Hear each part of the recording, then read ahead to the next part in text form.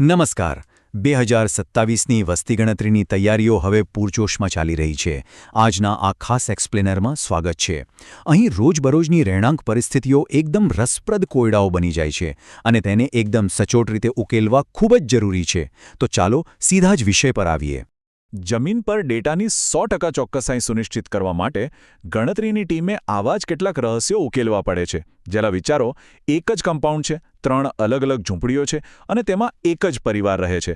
તો શું આને એક મકાન ગણવું કે 3 અલગ અલગ? બિલ્ડિંગ, મકાન અને કુટુંબની સાચી ઓળખ કરીને આવા જ ફિલ્ડના કોયડાઓ ઉકેલવાના છે. ડેટા એન્ટ્રી પ્રક્રિયાને એકદમ ભૂલરહિત બનાવવા માટે આપણે આ 6 મહત્વપૂર્ણ તબક્કાઓ જોવાના છે.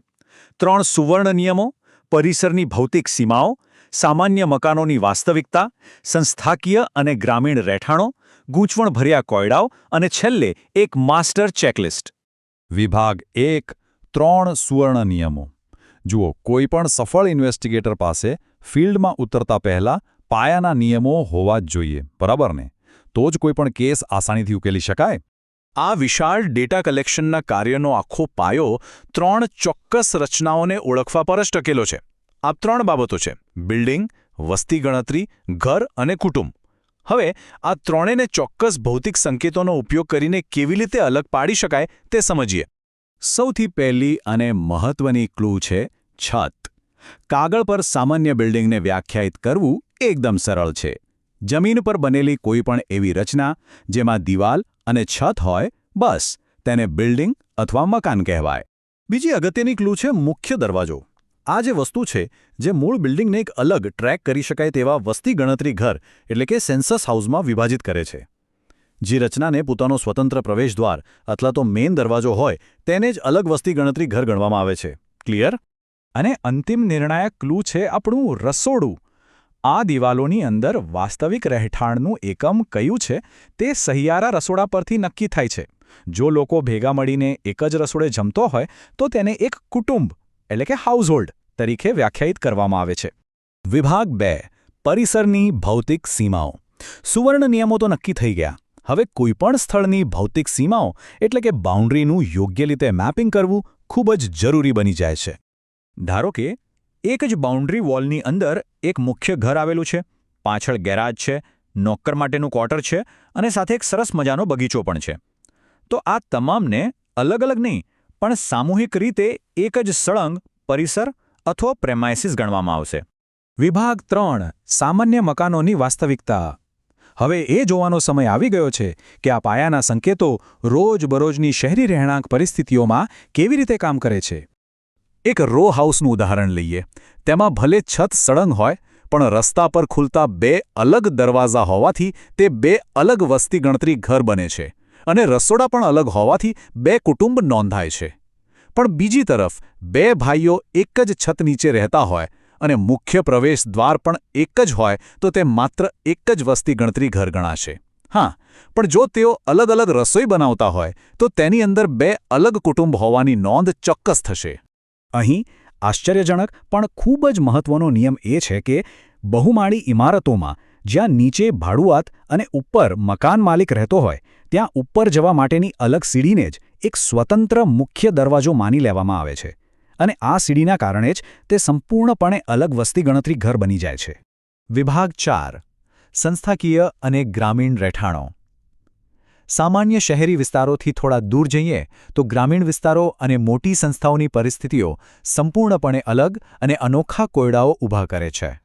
શરૂઆતમાં આપણે પેલા કોયડાની વાત કરી હતી ને, તેનો સત્તાવાર ઉકેલ કંઈક આવો છે. એક જ કમ્પાઉન્ડની અંદર આવેલી 3 અલગ અલગ ઝૂંપડીઓ જેનો એક જ પરિવાર દ્વારા અલગ અલગ ઉપયોગ થતો હોય, જેમ કે એક રસોઈ માટે અને બીજી ઊંઘવા માટે, તો સત્તાવાર રીતે આ બધી ઝૂંપડીઓ મળીને માત્ર એક જ બિલ્ડિંગ, એક જ વસ્તી ગણતરી ઘર અને એક જ કુટુંબ ગણાશે. હવે વાત કરીએ હોસ્ટેલ અથવા જેલ જેવી સંસ્થાકીય જગ્યાઓની, જ્યાં એકબીજા સાથે સંબંધ ન ધરાવતા લોકો સહિયારું રસોડું વાપરતા હોય. ત્યાં આ ખાસ કોડ 999 એટલે કે 1999 દાખલ કરવો અત્યંત આવશ્યક છે. અને હા, અહીં પરિવારના વડાના નામની જગ્યાએ મેનેજર અથવા વોર્ડનનો હોદ્દો લખવામાં આવે છે.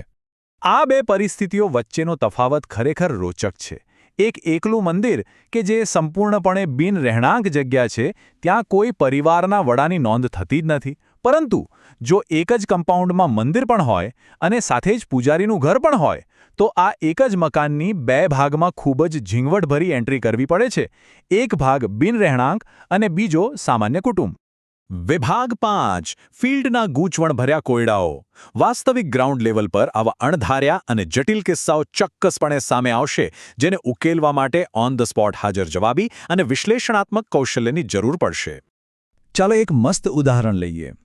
જો કોઈ દુકાન અને રહેઠાણ પાસે હોય અને બંનેના પ્રવેશદ્વાર સાવ અલગ હોય, તો તે 2 અલગ વસ્તી ગણતરી ઘર ગણાશે. પરંતુ જો દુકાનમાંથી જ ઘરમાં જવાનો આંતરિક રસ્તો હોય, એટલે કે મુખ્ય પ્રવેશદ્વાર એક જ હોય, તો તે બંને ભેગા મળીને માત્ર એક જ વસ્તી ગણતરી ઘર ગણાશે, જેને રહેણાંક સહ અન્ય ઉપયોગ કહેવાય છે. અને હા, અહીં એ યાદ રાખવું અત્યંત જરૂરી છે કે જો કોઈ રચનામાં છત જ ગાયબ હોય અને માત્ર તૂટેલી દિવાલો ઊભી હોય, તો તેને માત્ર ખંડેર જ ગણવામાં આવે છે અને બિલ્ડિંગની ગણતરીમાંથી તેને સંપૂર્ણપણે બાકાત રાખવામાં આવે છે. તો ચાલો હમણાં જ શીખેલા આ ડિટેક્ટિવ કૌશલ્યોને ચકાસવા માટે એક ઝડપી રેપિડ ફાયર રાઉન્ડ લઈએ, જેનાથી બાકી રહેલી તમામ શંકાઓ દૂર થઈ જશે. શું સીડી નીચે આવેલી દુકાનને ગણવી? 15 લોકો એક જ રસોડે જમતા હોય તો શું? અને નોંધાયેલા પેઇંગ ગેસ્ટ પીજીનું શું? આપણા નિયમો અહીં એકદમ અડીખમ છે. જો સીડી નીચે આવેલી દુકાનને અલગ શટર હોય તો તે ચોક્કસ ગણાશે. 15 લોકો જો એક જ રસોડે જમતા હોય તો તે માત્ર એક જ કુટુંબ બનશે.